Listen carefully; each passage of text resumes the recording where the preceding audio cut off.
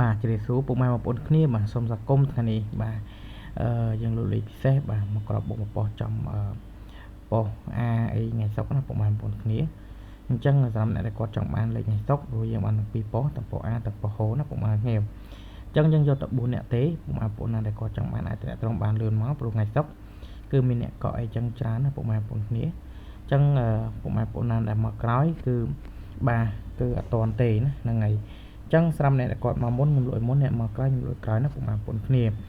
ហើយស្រាប់លេងហ្នឹងគឺត្រូវបងសេវាមុនបានលេខយកទៅលេងណាហ្នឹង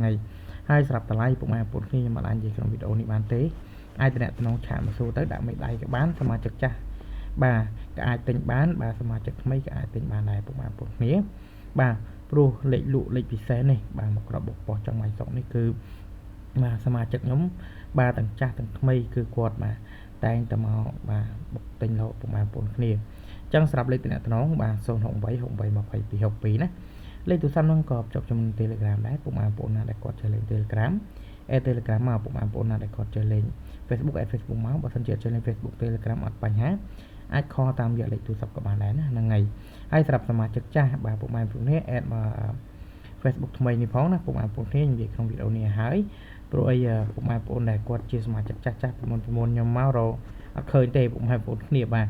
ហើយយ៉ាងទៀតបាទគឺយើងដូចឈ្មោះដូចអីផងណាហ្នឹងហើយអញ្ចឹងខ្ញុំក៏សូមអរគុណច្រើនពុកម៉ែបងប្អូនគ្នាសម្រាប់លេខលក់ដែលពុកម៉ែគ្នាបានកក់អ្នកខ្លះក៏គាត់កក់តាំងពីថ្ងៃពុធថ្ងៃប្រហោះមកម៉េះបាទប៉ុន្តែគាត់ថាបើសិនជាលេខនឹងនៅខ្ញុំប្រាប់ថានៅបើសិនជាលេខនឹងអស់ខ្ញុំប្រាប់ថាអស់ណាហ្នឹងហើយរស់បានតមិនគេពុកម៉ែបងប្អូនគ្នាព្រោះចំនួនគឺមានកំណត់ណាស្រាប់លេខរបស់យើងពុកម៉ែបងប្អូនគ្នាតម្លៃបាទគឺអត់ខុសពីមុនបានទេពុកម៉ែបងប្អូនគ្នាបាទបើយើងចង់បានទាំង2លេខក៏បានទាំង3លេខក៏បានបាទឬក៏យើងចង់លេង2លេខផ្សេងក៏បាន3លេខផ្សេងក៏បានដែរណាពុកម៉ែបងប្អូនគ្នាអញ្ចឹងខ្ញុំក៏សូមអរគុណច្រើនពុកម៉ែបងប្អូនគ្នាមើលវីដេអូនេះបានដល់ចប់ហើយកុំភ្លេចបាទជួយ like ជួយ share ក៏ដូចជួយ subscribe ដល់អ្នកកណ្ដឹងផងបាទព្រោះវីដេអូនេះគឺយើងផុសនៅលើ Facebook ផងនៅលើ YouTube ផងណាពុកម៉ែបងប្អូនគ្នាអញ្ចឹងសមាជិកខ្ញុំដែលគាត់លេង